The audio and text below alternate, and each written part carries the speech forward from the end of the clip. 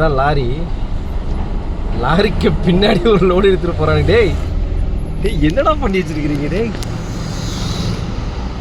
Lorry side போட்டானா இது lorry கிடையாதுடா, இதுக்கு முன்னாடி இருக்கிறதாண்டா லாரி எட்டுனவங்க போல இருக்க. என்னடா பண்ணி வச்சுருக்கிறீங்க? சிட்டி உள்ள தாய்லாந்தில் பாருங்கள், இங்கே பாருங்கள் கனெக்ஷனை கொடுத்து.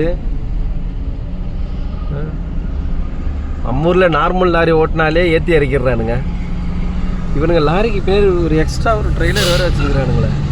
ஒரு லாரி வாங்குற காசையே மிச்சம் பண்ணிட்டானுங்க பாருங்கள். பாருங்க, இந்த பின்னாடி இருக்கிறது வந்து ஒரு லாரியோடைய பேக் சைடு. இதை கொண்டு போகணுன்னா முன்னாடி வந்து இன்ஜின் வேணும், கேபின் வேணும், ஒரு லாரிக்கான இன்வெஸ்ட்மெண்ட் பண்ணணும். ஆனால் அந்த இன்வெஸ்ட்மெண்ட்டே இல்லை.